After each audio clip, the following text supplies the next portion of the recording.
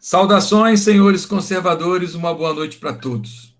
Começamos agora mais uma reunião do nosso grupo de estudo, tá bom?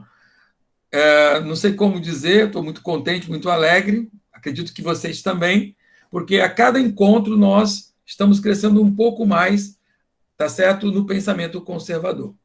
No último encontro, nós falamos sobre dois conceitos do conservadorismo. Eu compartilhei, Marco Antônio, falamos sobre a ordem moral, que ela é perene, e o professor Assis falou sobre a contenção do poder. Hoje nós teremos também dois colegas que vão compartilhar, o Paulo e o Gilberto. Tudo bem? Então, eles terão 10 minutos, tá bom? Viu, Paulo? 10 minutos para poder expor o conceito aqui. E depois nós iremos fazer as nossas considerações sobre o que o Paulo vai considerar. Depois nós teremos o tempo com o Gilberto. Paulo, podemos começar então? Podemos. Por favor, quando estiver faltando uns 2 minutos para terminar, você me avisa. Então tá bom.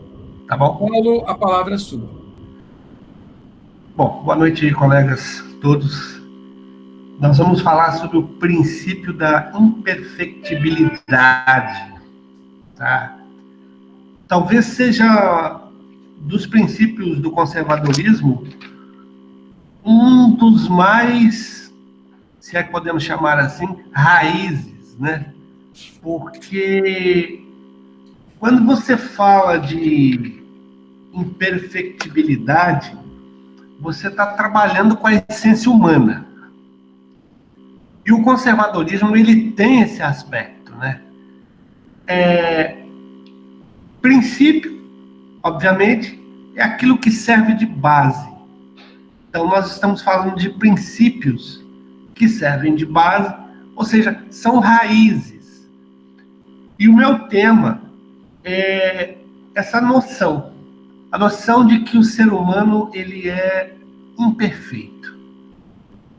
O ser humano sendo imperfeito é uma característica própria da humanidade.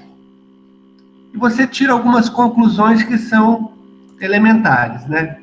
Se eu sou imperfeito, eu não posso criar alguma coisa que seja perfeita.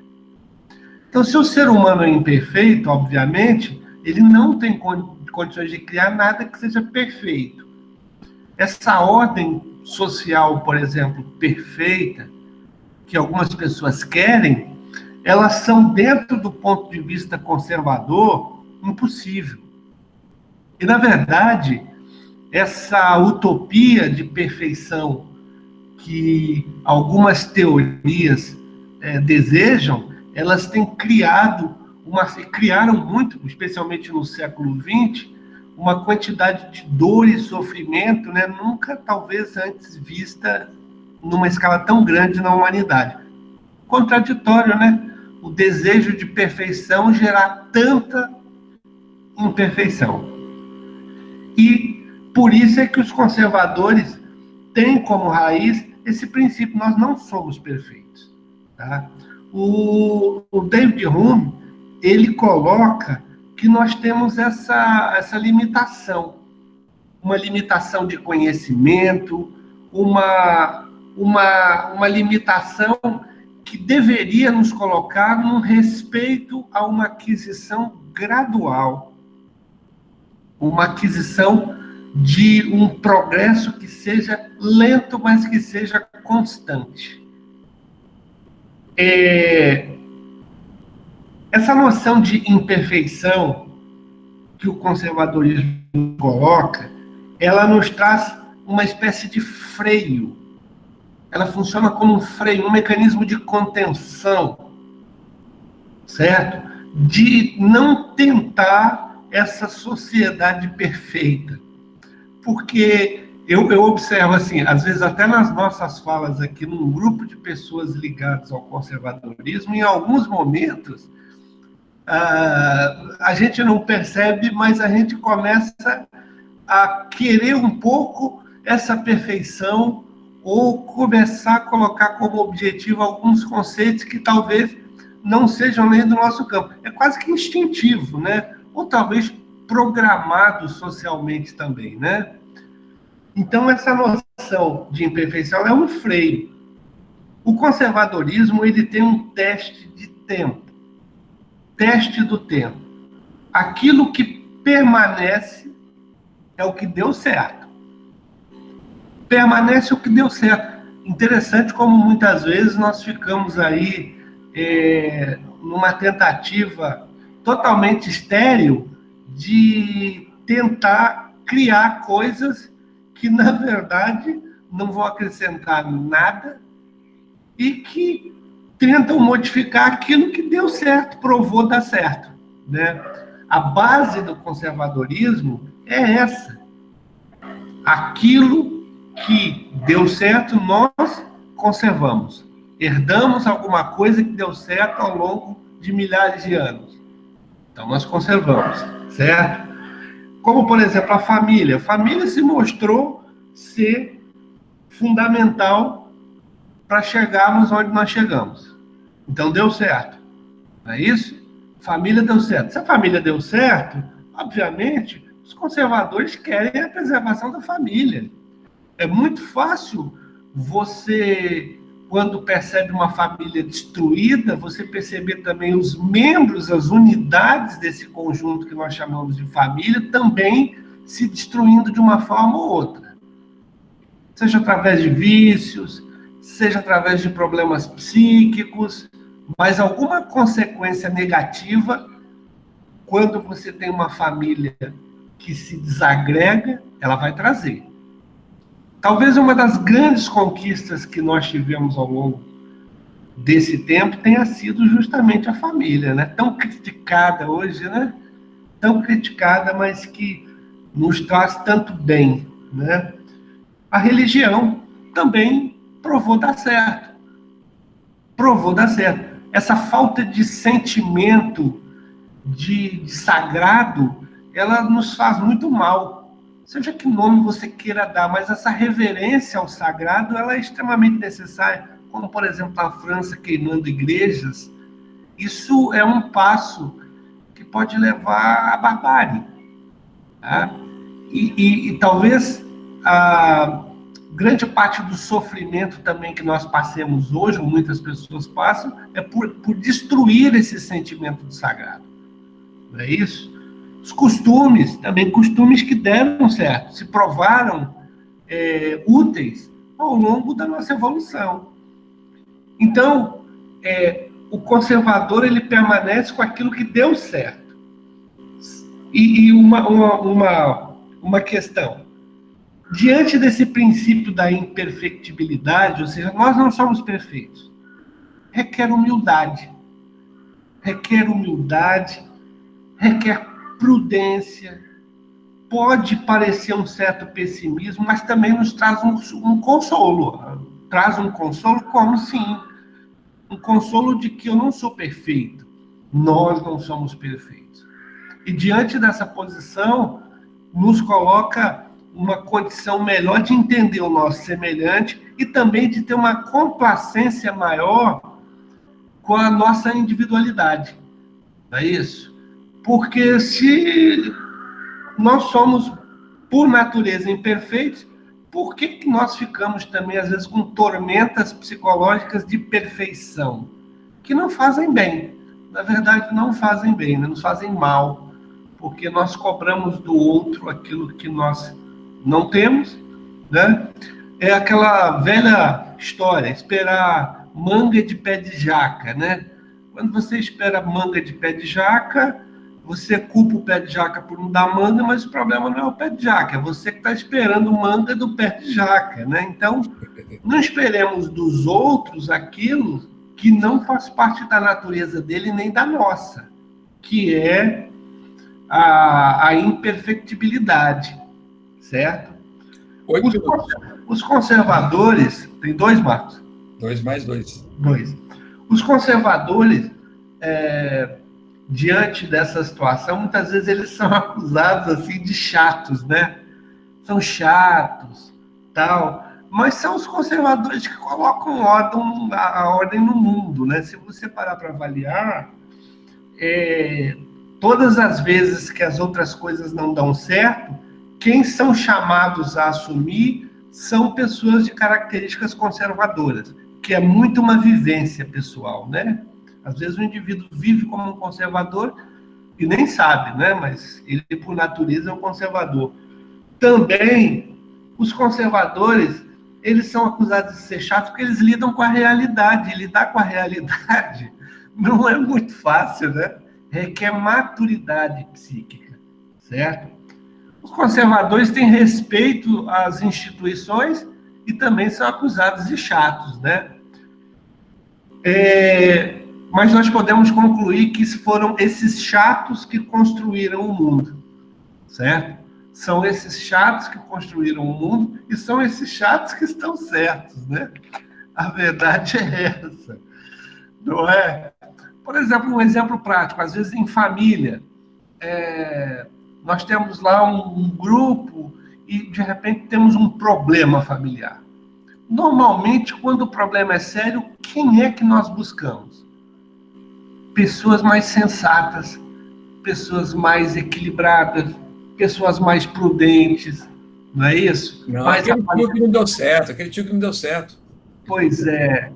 São essas pessoas que são chamadas. Temos o Gilberto aí, que é um policial militar. Quando o caos se estabelece, nós chamamos quem? É evidente, nós precisamos deles. São eles que vão colocar ordem numa situação de desordem. Não é isso? Então, é uma coisa tão simples, mas que, por lidar com questões que, às vezes, atingem o nosso ego, que é essa imperfectibilidade, nós somos humanos e não somos perfeitos, né? Às vezes as pessoas têm dificuldade de lidar, aí ficam criando um mundo utópico, né? Aquilo que o Pondé fala de você estar preocupado com a criança que está morrendo na África e você, de repente, você passa diante do teu vizinho que está passando fome ali e você não está nem aí, né? Então, esse tipo de postura, ela é uma postura incongruente, né? E só para arrematar pelo tempo... Já acabou? Esses 10 princípios, Marcos, que foram colocados, na verdade, eu acho que foi atribuído ao padre Paulo Ricard. Porém, ele está no Russell Kirk, que é a política da prudência, né? A imperfectibilidade é o sexto princípio, que pode ser chamado também de ceticismo, tá? O Pondé usa muito o termo ceticismo, né? É um ceticismo muito positivo, que tem ajudado muito a humanidade e que nos ajudou a chegar até o estágio de evolução que nós nos encontramos, né? Ok? Muito bom. Gente, que conceito basilar. Eu quero fazer a primeira consideração. Todo mundo aqui já teve contato minimamente com a obra do Rousseau e a sua célebre frase: o homem nasce bom, a sociedade que o corrompe.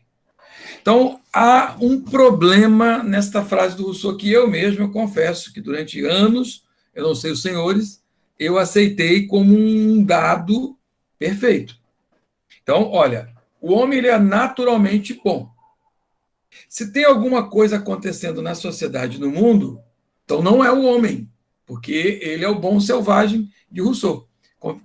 Confere, Paulo? Então, as estruturas externas, a estrutura externa, a realidade, ela precisa ser mexida para que ela venha se adequar a essa coisa do homem que ele é naturalmente bom. Agora, olha que coisa interessante. Isso tá ensinado. Desculpa, não tá. Isso foi ensinado durante anos e anos e anos. Nos últimos 50 anos, nós exaltamos Rousseau e abandonamos pensamentos como esse do conservadorismo, que é um pressuposto de, olha, o homem é perfeito. Então, o que tem acontecido no mundo tem muito a ver com o ser humano. Eu queria deixar essa pegada do Rousseau para que os senhores pudessem discutir também. Sim, só fazendo uma complementação, eu também, Marcos, durante algum tempo, achei interessante, né, achava interessante essa frase do Rousseau, até porque ela vai muito de encontro à, à nossa imperfectibilidade no sentido de não admiti-la perante a sua própria consciência, né, ou a consciência individual. Ela soa muito bonitinha, né, porque ela coloca todo mundo dentro de um patamar assim, olha, sabe aquela filosofia de que filho feio não tem pai? É mais ou menos aí, né? Ou seja, eu não tenho responsabilidade, né? Todos nascemos bons, tal.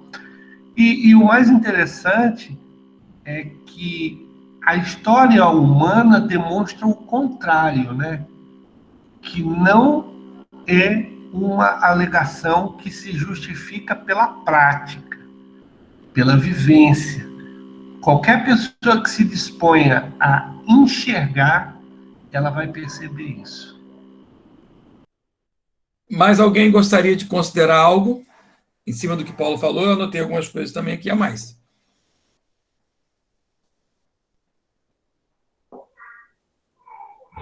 Ô, Marco, Oi, boa noite a todos aí, boa noite a todos. boa noite, Beleza? Rodrigo. Tá me ouvindo? Ouvi muito bem. Beleza. Então, é só pegar algo que o colega expôs aí, quando ele diz o seguinte: aquilo que ao longo do tempo nós herdamos, deu certo e conservamos. Então, isso eu creio que seja uma verdade, eu não sei nem expressar como nós colocaríamos aqui, mas é uma verdade que faz parte do nosso dia a dia. Não existe nada mais do que querer inventar, né, sendo que algo que está dando certo, né, e você tentar mexer, né, inclusive ele deu o exemplo da família, enfim, Muito da bom. própria sociedade. Ô, Rodrigo, Seria prudência, Rodrigo. Sim, obrigado, Beto. É isso. verdade. Porque olha o que acontece.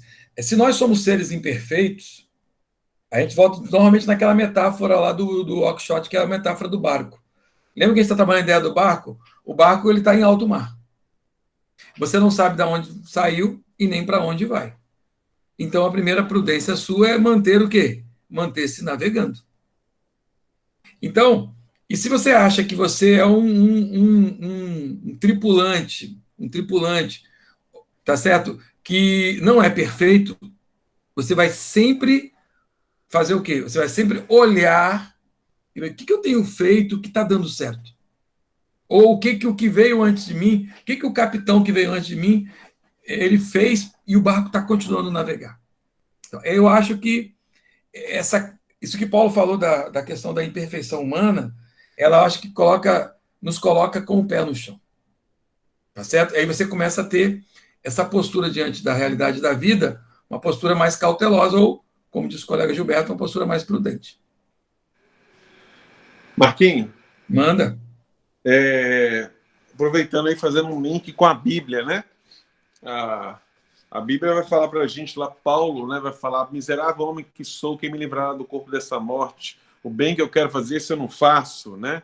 O mal que eu não quero, quando eu vi, já fiz. Então, nós temos uma característica de não ser perfeito mesmo, né? Tem um outro texto da palavra de Deus que vai falar o seguinte, que a justiça humana é como trapos de imundícia perante Deus. Então a gente tem essa característica da imperfeição, de errar e tudo. E uma forma de que as ideologias foram entrando é porque quando os conservadores, quando os governos conservadores estavam no poder, a maneira de você criticar é vendendo utopia. Então, vender utopia é a melhor maneira de você criticar alguma coisa que já está funcionando. Você vende uma utopia de um mundo sem defeito, né? Um mundo onde todo mundo compartilha tudo, onde todo mundo faz o melhor pelo outro.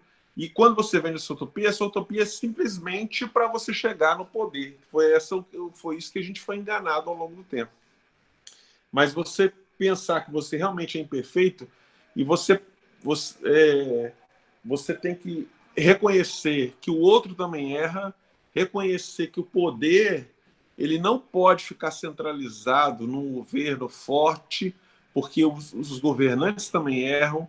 Esse é um detalhe importante. Esse é um detalhe importante. Os políticos também erram. Então, aí eu sempre bato nessa tecla de Estado grande, né? Aquele Estado magnânime, ou seja, um dia que o governante erra também, que ele não é perfeito, a gente fica refém de uma dominância de um Estado que é tão poderoso que ele se perpetua no poder, né? E a gente está desprotegido disso, né? Então a gente erra até às vezes sem saber. Porque uma outra coisa que a gente tem que pensar também, que a nossa mente, ela não tem um filtro tão bom que a gente filtre todas as ideologias, todas as ideias que foram colocadas na nossa mente ao longo do tempo. Então a gente erra até sem saber que está errando. Ou seja, tem coisas que a gente acredita que são às vezes contrário ao que a gente realmente deseja lá no fundo. Esses movimentos atuais, a gente viu que tem muitas pessoas que simplesmente falam assim, não quero mais essas ideologias socialistas que estão entrando, não. Mas eles nem sabem no que acreditar. Por quê? Eles só sabem que não quer.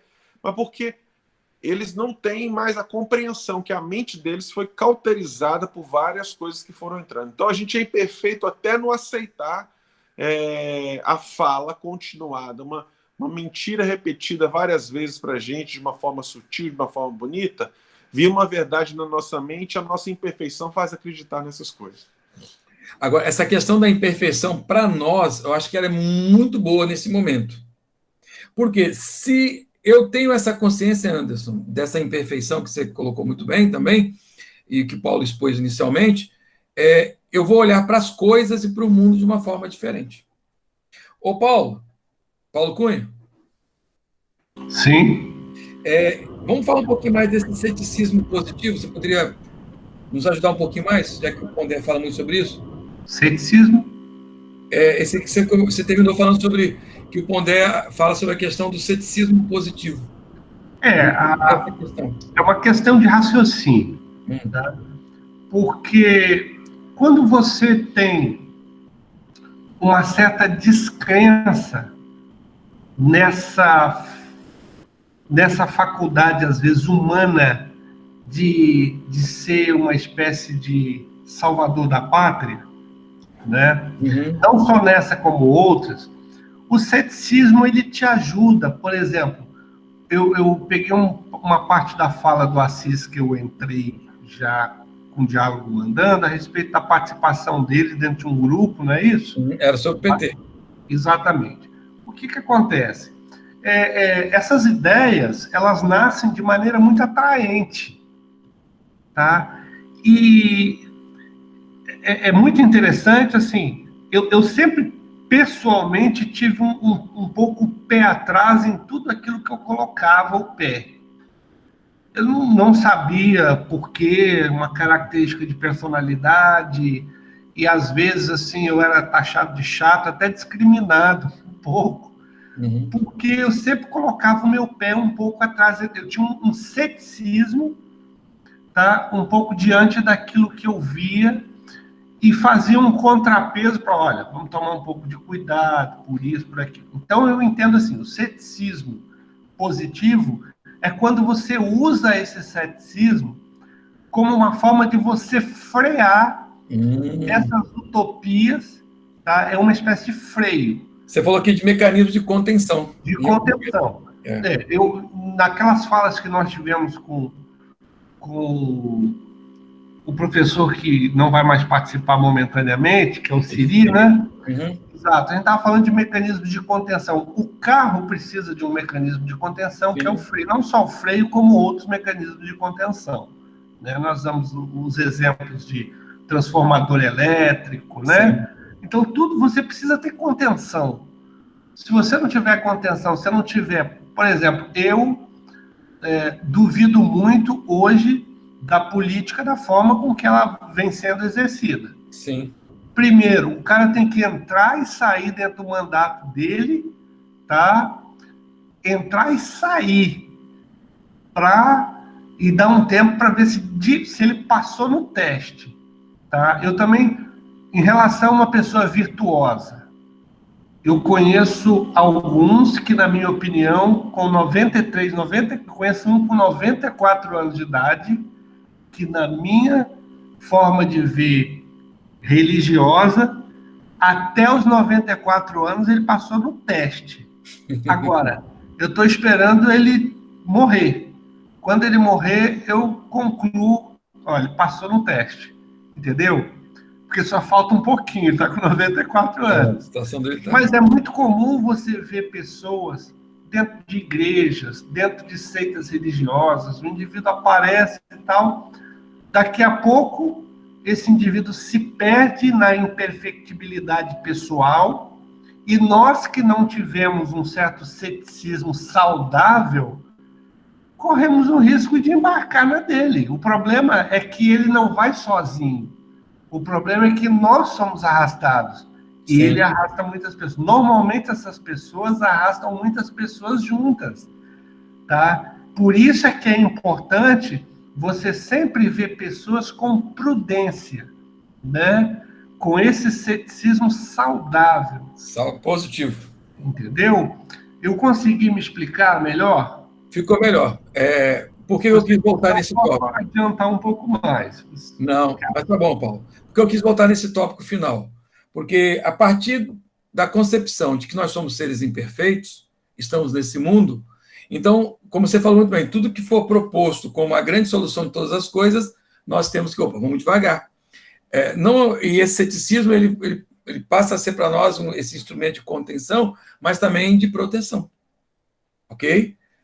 Por exemplo, se você tem um negócio, eu nunca fui dono de negócio, mas você tem um negócio, se você é um super aventureiro nos negócios, o Anderson, por exemplo, tem uma empresa. Se ele fica aventurando o tempo todo na empresa, ele tem um risco maior de quebrar. Isso é uma coisa até óbvia que eu estou falando aqui. E você construindo a sua empresa de maneira mais prudente e passando as crises, por exemplo, o empresário que está aí há 30 anos, ele sabe que o Brasil é um país de crises. E as crises vêm e as crises vão. Se você manter uma estrutura, você atravessa a crise. Tá certo? Você percebe, por exemplo, dentro de leis físicas, certo? Leis físicas. O que é um fusível? O fusível é um mecanismo de contenção. É uma pecinha extremamente barata. Na verdade, ele é um pequeno filamento, é um fio, que quando uma corrente passa por ele acima de uma determinada voltagem, intensidade, a função dele é queimar. Porque quando ele queima, ele não deixa que a corrente queime o aparelho. Você, por exemplo, tem um aparelho de 2.000, 3.000, 5.000 reais e por aí vai, tá? Se você tiver uma sobrecarga na rede elétrica, essa pecinha que custa 50 centavos, R$1, ela vai conter esse entusiasmo todo, né? E ele vai resguardar o seu patrimônio diante de uma perda inevitável. Esse seria um ceticismo pensado e positivo. Muito bom. Vai dar errado. Em algum momento vai dar errado. Então vamos nos precaver. Não é isso? Tudo bem. Pessoal, só recapitulando. Primeiro conceito, ordem moral duradoura, foi o que eu expus. O professor Assis falou sobre a questão da contenção do poder, e o Paulo agora fala sobre a questão da imperfeição humana. Ok? Então, eu gostaria já que vocês começassem a se apropriar desses conceitos, porque serão as ferramentas com que nós iremos fazer as nossas discussões mais à frente. Tudo bem? Então, agora vamos ao quarto conceito. Gilberto, é contigo. 10 minutos. Tem que ligar o som, o microfone. Boa noite, meus amigos conservadores. Mais uma noite aí, né?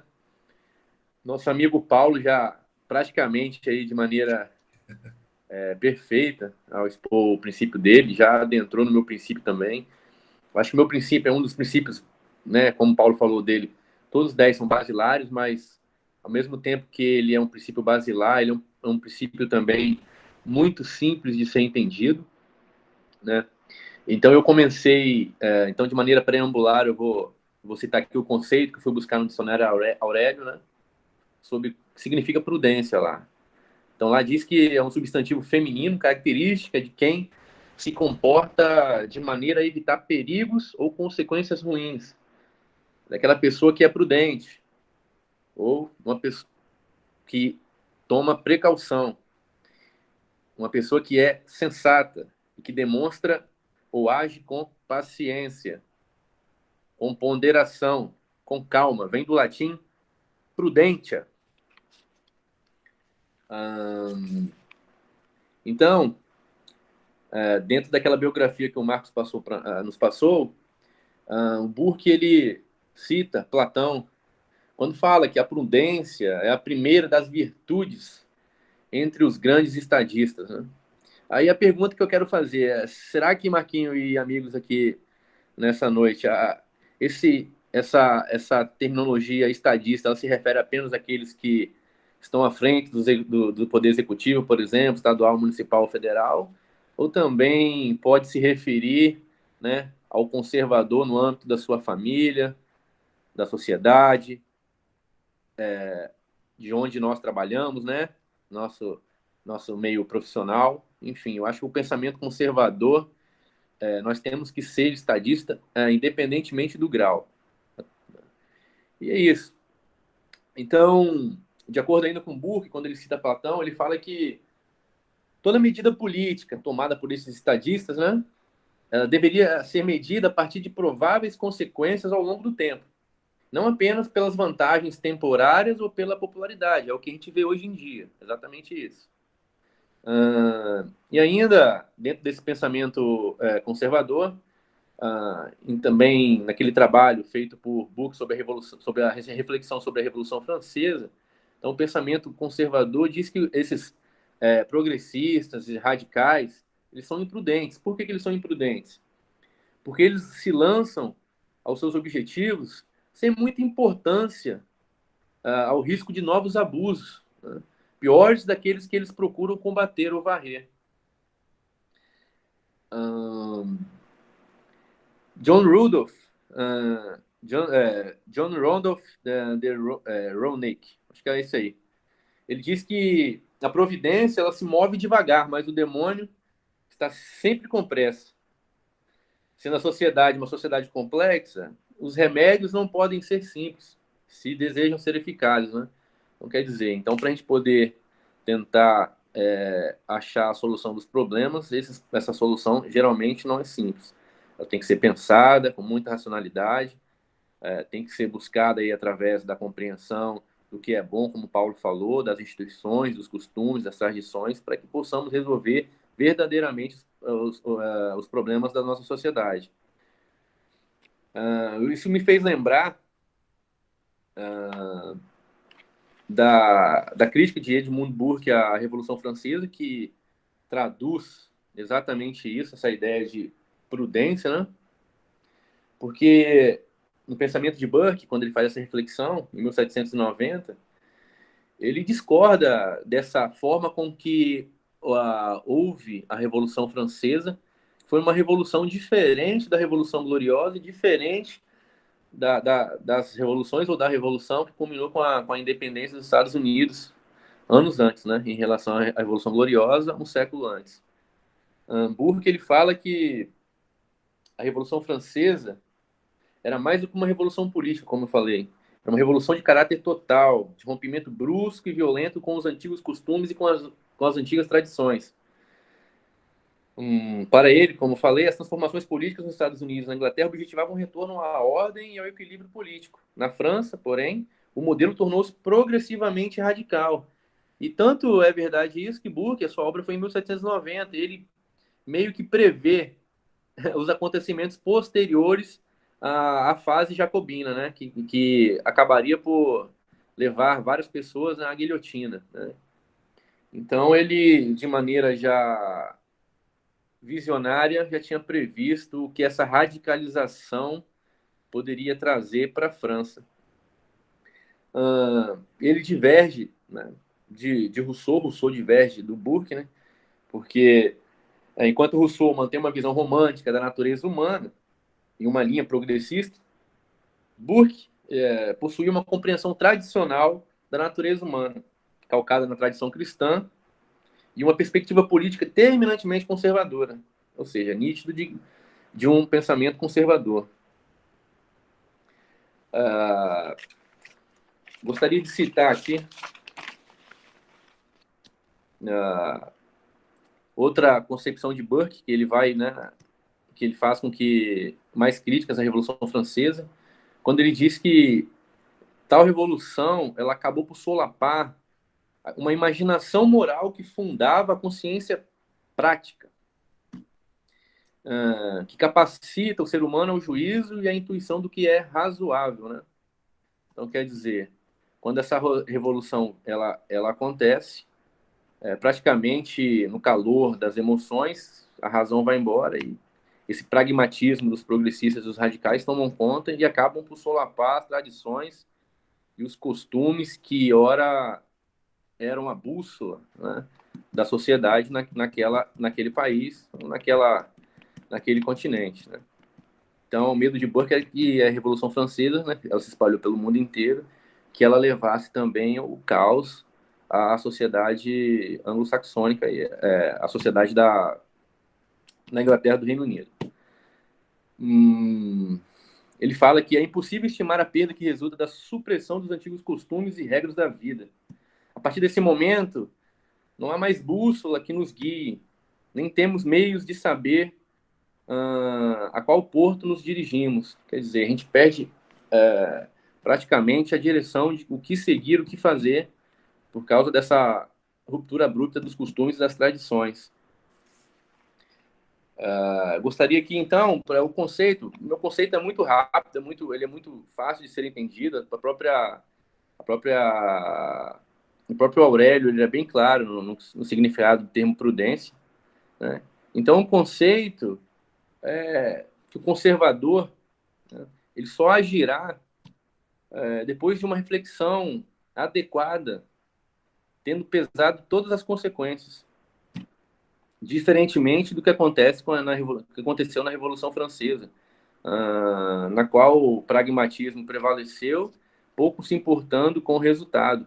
Se eu não me engano, até no princípio anterior que Marquinhos nos forneceu naquela bibliografia, ele falava que nós devemos, né, os conservadores devem ter o pensamento calcado nos costumes e nas tradições e não levarmos em conta aqueles filósofos com suas doutrinas, aqueles filósofos de esquina, né? Então é exatamente isso. O que é bom, o conservador ele guarda, né? Ele aprende com o passar do tempo, com a prática, com a praxis, né? Ele é avesso a revoluções abruptas como essa da Revolução Francesa. A prática, esse conhecimento adquirido durante séculos é o que serve de bússola de norte para uma sociedade. Claro que para o conservadorismo, a mudança, né, a evolução, ela também é bem-vinda, mas desde que seja orientada por isso que já deu certo e vem dando certo há vários anos, né, centenas de anos, enfim. Então, esses costumes, esses valores que são esses núcleos basilares de toda a sociedade, que são maneiras repetidas, né, de caráter sempre constante, considerado necessário para que uma sociedade ela possa sempre estar com seu núcleo protegido, mas também, ao mesmo tempo, buscando uma evolução, sem se esquecer do passado, das instituições e dos seus costumes. É isso que eu queria passar para os senhores hoje, de maneira bem rápida. Então, a prudência é bem simples. Vou repetir aqui o que o dicionário Aurélio nos diz, que é um substantivo feminino, característica de quem se comporta de maneira a evitar perigos ou consequências ruins, de quem é prudente, precaução, em que há sensatez, que demonstra ou age com paciência, com moderação, com calma. É isso aí. Bem, muito interessante. Por quê? Porque se tem um tempo em que a prudência foi praticamente abandonada, é esse nosso tempo. Quem trabalha aqui com os adolescentes sou eu, o Assis, né? Basicamente aqui. O José Luiz também, e o Gilberto só aprende os adolescentes, então tem que fazer tudo. E nós estamos, o Rodrigo solta, tá certo? E o antes da emprego, e o Paulo faz a contabilidade dos adolescentes. Se você vê uma geração, hein? Marquinhos, aí faltou agora uma coisa que eu não tinha notado, né? Mas que me veio à mente. Só para terminar, então, sobre a prudência, há a passagem na Bíblia que fala quando Jesus está falando com seus discípulos e fala para alguns deles, que fala, ó, sede simples como pombas e prudente como as serpentes. Olha, a prudência, e essa questão da prudência é muito grande. Nós que trabalhamos com adolescentes, né, Assis, sabemos o quanto eles são inconsequentes. Como eles são inconsequentes.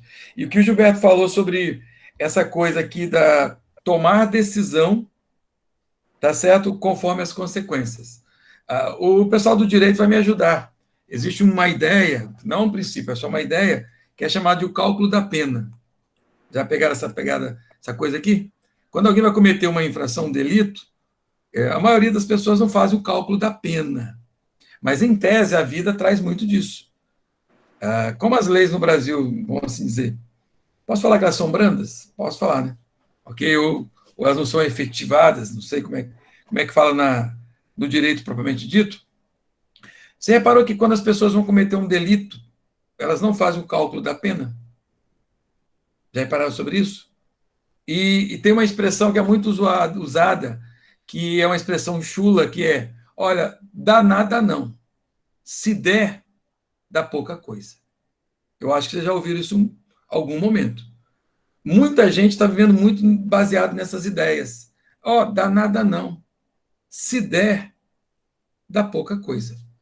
Ou seja, o cálculo que é feito, você pode perceber, ele está distanciado da noção de prudência. E por que eu estou falando isso? Porque eu andei estudando o livro de Provérbios, a gente fez um podcast sobre Provérbios, que a gente está editando, e pelo menos os 6 primeiros capítulos do livro de Provérbios da Bíblia diz que uma das características da sabedoria é a prudência. E ele vai dizer até que elas andam de mãos dadas. O homem sábio, ele é basicamente um homem prudente. E partindo do princípio que Paulo explicou sobre a imperfeição humana, o mínimo que nós temos que ser pessoas prudentes em todas as nossas ações. Ô Marcos, Paulo? posso ler aquele poema? Pode. É grande ou pequeno? É pequeno. Uhum. São quadrinhos. É o tudo pelo nada. Quanta gente pelo mundo, em permuta equivocada, o tudo quanto possui, vive trocando por nada.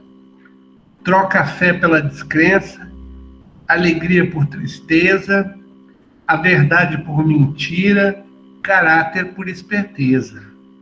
Permuta o amor pelo ódio, o lar por qualquer prazer, a saúde por doença, suor por fuga ao dever.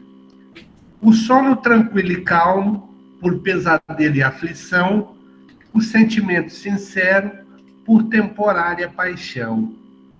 Quanta gente joga fora, num instante diminuto, o que custou a ganhar no afã de cada minuto.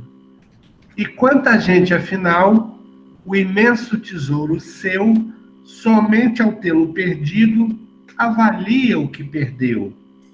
Depois do pranto na face, ao se notar infeliz, ouvindo a voz do remorso, descobre que era feliz. Mas, então, nada lhe resta, ante tudo que desfez, a não ser partir do zero e começar outra vez. Muito bom. E hoje é dia do poeta, vocês sabem, né? Anderson? Beleza, Joyce aí, gostei desse poema. Eu queria falar um negócio sobre... Manda no grupo depois, Paulo. Eu queria falar sobre prudência. Mas sim. A prudência, ela é feita ela é gerada na gente através também de um conjunto de regras. Você começa a ser mais prudente quando você começa a obedecer regras e começa a obedecer coisas que já foram passadas por outras pessoas, a vida de outras pessoas, a sabedoria de outras pessoas. Você começa a evitar certas situações que você aprendeu que aquilo não dá certo, que aquilo não funciona. E quem cria na sociedade um conjunto de regras que traz para a gente nos torna a gente uma pessoa mais sábia, mais prudente, são basicamente duas instituições. É a família, porque a família tem um senso de autoridade sobre a vida da gente e ela vai criando na gente um arcabouço de regras de conduta, um arcabouço de maneira de pensar, que faz com que a gente, perante a vida, seja cada vez mais prudente. E outra instituição é a igreja, porque a igreja também nos faz pensar no transcendente, no divino, que também tem um conjunto de regras, um conjunto de conduta que a gente começa a valorizar e respeitar. E se a gente for pensar, todo governo totalitário e de esquerda tenta quebrar essas duas coisas. Por quê? Se ele tem a família e ele tem a igreja, se ele quebra essas duas fontes de autoridade, então ele se torna a única fonte de autoridade. Então a única fonte de autoridade é o Estado. E o Estado tem um poder de nos trazer as regras pela coerção, através da polícia, através das forças que o Estado comanda, né? Exército e tal. Agora, a igreja e a família, eles nos trazem a conduta, nos trazem as regras, mas não é por coerção, é por ensinamento de valores. Então, todo pensamento socialista quer destruir essas duas fontes de autoridades para ter uma autoridade só, que é a autoridade do Estado. E eu, chegando ao Estado, eu tenho domínio sobre as pessoas. Então, eu não tenho nada que vai duvidar ou questionar a autoridade estatal. Por quê? Porque as pessoas não têm mais a prudência gerada pela família, nem a prudência gerada pela religiosidade. Então, as pessoas já não têm mais o que é certo e o que é errado. O que é certo e errado é o que o Estado define, e não mais o que a gente aprende nos valores familiares ou o que a gente aprende no pensar dentro de uma transcendência religiosa. Agora, no momento, eu não vou conseguir dar a referência correta, mas eu não sei se é o Theodor Adorno ou o Max Horkheim, da Escola de Frankfurt. Eles têm uma obra, um dos dois, que é em cima da autoridade. Então, ele tem toda uma obra chamada de pós-estruturalista, onde o ataque é na autoridade. Tá certo? E um dos princípios que é colocado ali é levar que as pessoas que deveriam exercer a autoridade, por exemplo, o pai, ele não exerça. Então, é como se eu, enquanto pai, assumisse isso e não quisesse fazer o que o Anderson falou com os meus filhos. Ok? Até porque eu já fui vencido nessa questão. Então, é uma obra em cima do quebra do princípio da autoridade. E aí, quebrando isso, eu começo a desmontar tudo. Só um gancho, tudo bem que não é sobre prudência, mas só para mostrar em cima do que o colega acabou de falar. Outra pessoa? Ô, Marquinho. Sim. Você me fez lembrar aí dos pilares que sustentam o mundo ocidental, né? Então, quando fala lá do princípio judaico-cristão, na qual a gente tem como fundamento do nosso mundo ocidental, e a gente tem como aí as raízes, aí o Anderson faz bem a exposição da família, do conceito de família e de igreja, né? Ou instituição na qual a sociedade em si, ela tem esse contato, vamos dizer assim, né, com um transcendente, com Deus, com o divino. Então, quando a gente quebra esse pilar, né, acaba ficando manco, né? Vai haver uma deficiência na caminhada e até na compreensão das gerações futuras, porque não terão mais como referência aquilo que um dia lá atrás era tido como pilar, como fundamento. Muito bom. Então, essa questão é muito interessante. Então, sejamos prudentes. Queria ouvir agora os colegas que hoje estão um pouco mais calados, o Assis mesmo, e o professor José Luiz também. Rapidinho, Omar, rapidinho. Quando você falou da prudência aí, o Anderson está falando da prudência também, e o Gilberto, veio à minha mente um dos conceitos da trilogia da culpa dentro do direito. Aí você falou do cálculo da pena, e dentro da trilogia da culpa a gente tem a imprudência. O cidadão que é imprudente, tem o cidadão que é negligente, tem o cidadão que ele é imperito, né? Que usa da imperícia. E a imprudência é aquilo que ele faz a mais. Ele deixa o estado, né, de normalidade, e ele avança naquilo que de forma repentina, não prevendo as consequências que possam surgir. Então, combatendo a prudência, eu vejo a imprudência aí dentro desse conceito do direito, que é o cara que avança, que vai para cima, sem medir as consequências. Tá certo. Assis, gostaria de considerar alguma coisa? Então, me chamou a atenção um detalhe que o Anderson colocou, essa questão, por exemplo, da religiosidade, de uma série de aspectos que te ajudam, sem sombra de dúvida, a ser prudente. Mas eu pontuaria e destacaria um outro aspecto que nos faz ser prudentes, é a própria experiência, né? Então, é dentro daquilo que estávamos conversando até no início, sobre, por exemplo, um posicionamento político ou até mesmo ideológico, que nós dependemos num dado momento.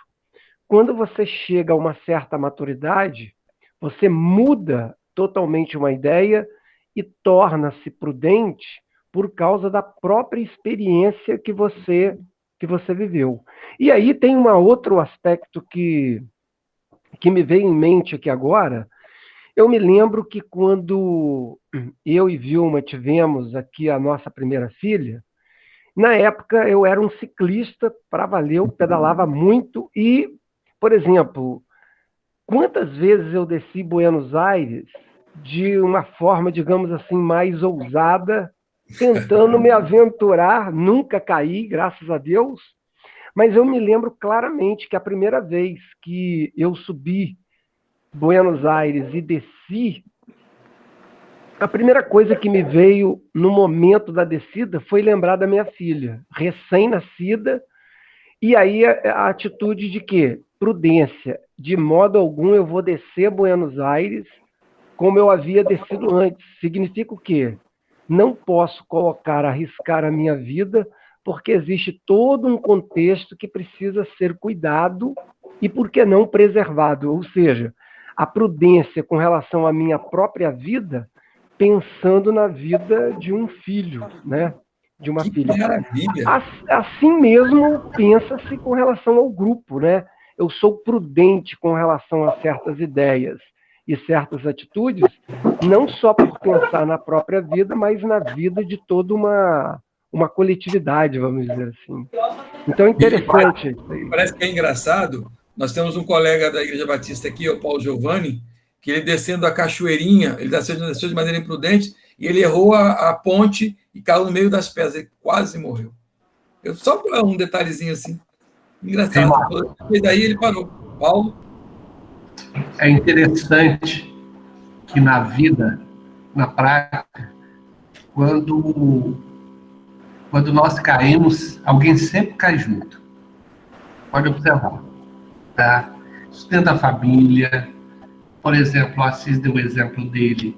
Evidente que a ausência dele implicaria numa falta e que teria repercussão com a esposa e com o filho. Não é isso? Então, dificilmente uma queda ela não vai levar mais alguém junto. Não é isso? Normalmente na família, na religião, então, isso é muito comum, né? Uhum. Porque quando você tem pessoas que muitas vezes elas se espelham no outro, né? Pela boa conduta. Até aquele momento, ele de fato ele estava com uma boa conduta, estava com um sentimento sincero, mas pela própria imperfectibilidade que nós falamos, em algum momento ele escorregou.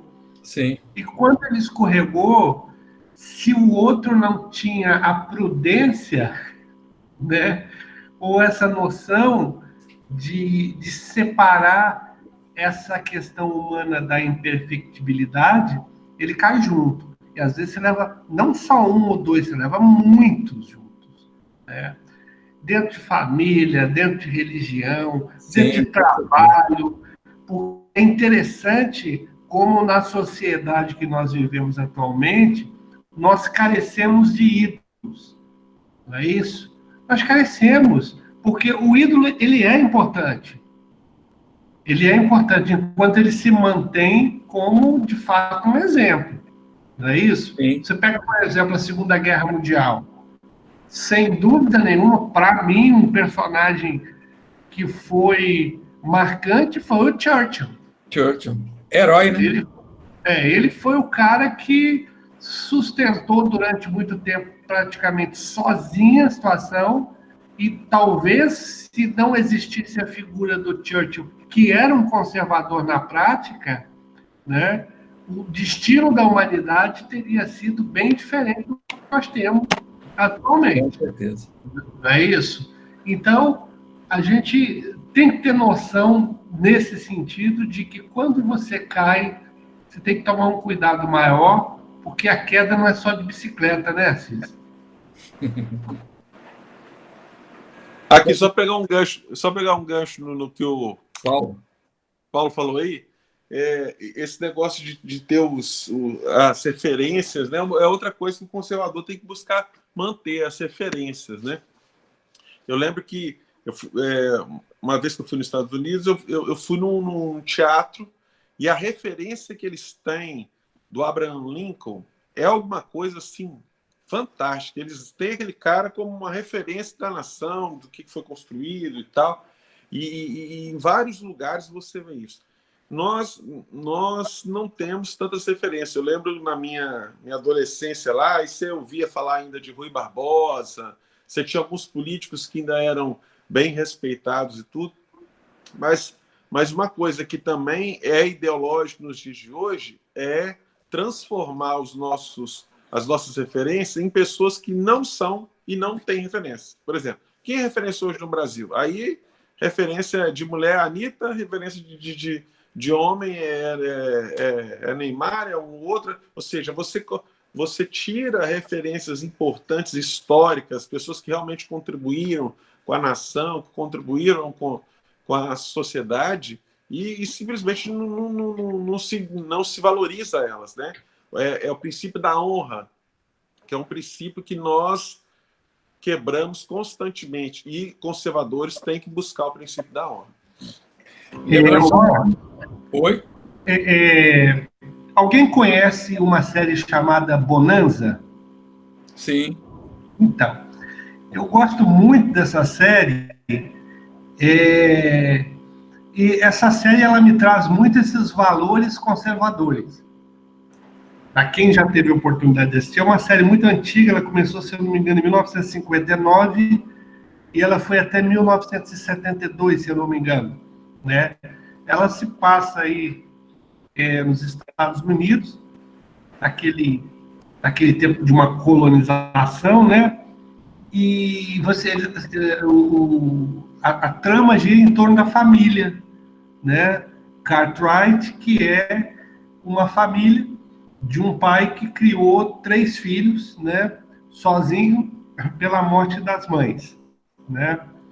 Aí é interessante, rapaz, que todas as vezes que eu assisto, essas noções assim de honra que o Anderson mencionou, de valores familiares, eles são extremamente unidos entre eles, né? O problema de um é o problema de todos, né? Eles trabalham valores assim que você fica interessante, né? É um estilo faroeste, e você vê os valores, tem muitos episódios que são muito interessantes por trabalhar valores, e essa questão de honra, que na nossa sociedade atual hoje, ela está totalmente perdida, né? Totalmente. Até porque eu acredito que essa destruição, ela foi intencional, Anderson. Ela é intencional, porque quando você perde essas referências, como você falou do Abraham Lincoln, não é isso? Eu citei o Churchill, e esses grandes que naquele momento eles lideraram uma nação, a gente fica à mercê de qualquer porcaria que se estabelece aí, né? Qualquer porcaria, a gente acaba embarcando na Jojo Todinho, não é isso? Valesca Popozuda. Meu Deus. Neymar, né? Esse é o Só inferno. clássico, hein? Só clássico. E Marquinhos, Sim, Gilberto. acho que uma das primeiras reuniões que nós participamos aqui, que tivemos aqui a oportunidade de participar, eu até citei eu fiz uma viagem para o Uruguai e outra para a Argentina. Uhum. E até acho que alguns vão lembrar aqui quando eu falar. Em determinado momento, quando a gente vai visitando esses locais, em toda praça, lá tem várias praças, né? Quase em todo local que você vai lá nesses países, tem uma praça com um monumento histórico, geralmente relacionado à independência desses países, né? E geralmente também militares como heróis nacionais, né? E me causou muita, assim, fiquei muito feliz por um lado e triste por outro lá no Uruguai. Por quê? Tanto na Argentina também, mas mais no Uruguai, porque, se eu não me engano, lá o nome do general que participou do processo de independência do Uruguai foi o general Artigas. Então, em toda a praça do Uruguai, tem uma praça, tem lá ele montado no seu cavalo, embanhando a espada. E como brasileiro, quando eu olhava para aquilo, eu ficava mal, porque você via um país aqui do lado, na América do Sul, lado do Brasil, na Argentina a mesma coisa também, com vários monumentos históricos fazendo referência a esses... São Martim. Exato. São Martim e Bolívar. Esses líderes das revoluções que culminaram com seu processo de independência de colônias espanholas, né? Processo de independência da Espanha. Então, eu me senti muito triste. Chega um momento que eu até chorei, porque, cara, no Brasil isso não tem, é destruído. Eu tenho certeza, hoje, com a visão um pouquinho mais aguçada, né? Aprendendo aqui também com os senhores, vejo que realmente é proposital a coisa. Com certeza. Agora, olha, essa transmissão de uma vida com prudência para nós que temos filhos, ela tem que estar na pauta do nosso dia, para que os nossos filhos não vivam de forma intempestiva, tomando as suas decisões abruptamente, ok? Porque hoje, infelizmente, muitos pais viraram espécie de bombeiros que ficam apagando incêndio ou solucionando problemas que os filhos causaram. E aí, o que nós estamos com a dificuldade? De ver que os nossos filhos possam viver uma ordem moral duradoura, uma ideia de uma vida muito em paz, muito em tranquilidade. Roberto? Eu posso citar um exemplo disso aí, Marquinhos? Assim, eu vou trazer para o meu âmbito profissional e pessoal. Eu, como oficial da Polícia Militar, tenho vivido um grande problema. Eu não sei se eu posso falar que é uma omissão ou uma falta de sabedoria de ser pai ou mãe, resumindo isso que você falou, Marquinhos. Mas eu, como oficial militar, essa semana mesmo foi uma semana assim de reflexão. Eu tirei 3 dias para mim, para minha esposa, e fiquei raciocinando, pensando, né, no que estava acontecendo. Por exemplo, eu tenho uma companhia, eu estou à frente de uma companhia que tem 40, 50 militares. Então, estou como comandante dessa companhia, que é a 3ª companhia do 10º Batalhão de Guarapari. E diariamente eu recebo na minha sala, né, de comando, militares de graduações, né, mais baixas, por exemplo, das praças. O cabo, sargento, soldado. E o que acontece lá é o seguinte: capitão, eu fui pegar a viatura hoje no batalhão e a equipe que anterior que me antecedeu passou a viatura suja. Aí eu perguntei ao cabo, né? E você fez o quê? Porque a gente tem um regramento disciplinar bastante rígido, né? Eu falei, e você fez o quê, meu amigo? Aí o cabo respondeu para mim, não, capitão, eu não fiz nada porque sabe como é que é, né? Tudo meu amigo, né? Não posso me indispor com eles. Aí eu falei, falei, tá bom, aí continua, polícia. Eu falei com ele, continua. Não, pois é, como sou capitão, se eu falar, eles vão parar. Eu falei, vem cá, meu amigo. Você, cabo de polícia, os outros 2 soldados, né? Isso com o maior respeito, né? Porque a graduação é essa. Você não quer se indispor com seus amigos, vai trabalhar com a viatura suja, entretanto, você vem reclamar com o capitão e ao mesmo tempo falar que você não tomou nenhuma atitude, porque você não pode tomar, porque você vai se indispor com seus subordinados, é isso? Você não quer ficar mal com eles, mas você quer que o capitão fique. É isso mesmo, polícia? Falei, rapaz, vou falar uma coisa. Enquanto você for omisso, eles vão continuar te passando da viatura suja, porque eu não tô lá, eu não vi se a viatura tá suja ou não, e você tem que tomar uma atitude. Aí eu percebo que é de maneira geral, Marquinhos. E pior, cara, senhores, isso eu não percebo só no meu ambiente profissional. Eu estou presenciando isso na vida social, na vida familiar. Ninguém chama a responsabilidade, ninguém... Pô, o pessoal vê as coisas erradas e ninguém quer fazer nada, todo mundo omisso, todo mundo com medo de desagradar o grupo social. Então, assim, eu como conservador, eu tenho que tomar as atitudes que eu acho convenientes para poder manter a ordem, como disseram aí atrás. E é exatamente, o Paulo falou, citou, não, o Gilberto, como policial, quando der tudo errado, ele vai lá e faz a intervenção e mantém a ordem, estabelece a ordem. É exatamente isso que a gente acaba fazendo como conservador, porque a gente não consegue ser diferente, né? Como nós estudamos lá no início, dos primeiros encontros, ser conservador não é uma definição exata, mas é o modo de pensar, é o modo de agir. Atitude, né? Atitudes que a gente tem que tomar. Só que isso acaba acontecendo, fazendo com que nós passemos por pessoas não gratas, sabe? Enquanto em nossa volta há omissão, e quando a gente age para justamente tentar restabelecer a ordem, o grupo nos vê como pessoas não gratas. Então, isso realmente estava tá muito exacerbado, tá muito nítido, né?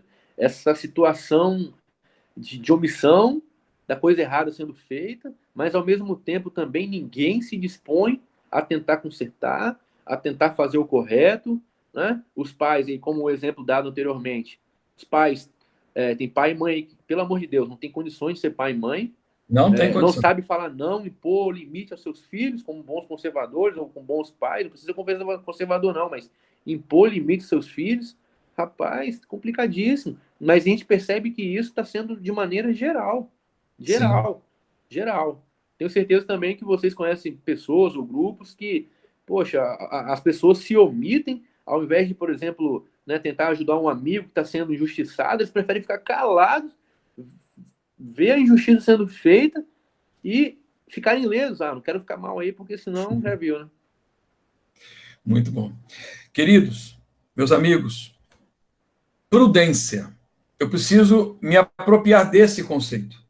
Eu preciso, teoricamente, me apropriar deste conceito. E, olha, a melhor maneira de você exercitar a prudência não é intelectualmente. É na prática. É na vida. Na vida é que nós, iremos perceber se nós adquirimos isso ou não. Hoje, então, 2 conceitos. O conceito de imperfeição humana, e esse princípio da imperfeição humana me faz colocar o pé no chão e caminhar no mundo de maneira mais prudente. Então, imperfeição e prudência estão muito próximos um do outro. Tá bom? Preciso que vocês se apropriem desses conceitos. Resumindo, então, ordem moral duradoura, contenção do poder, a imperfeição humana e prudência. Que coloquemos esses princípios não só de maneira intelectual na nossa vida, mas também de maneira muito prática.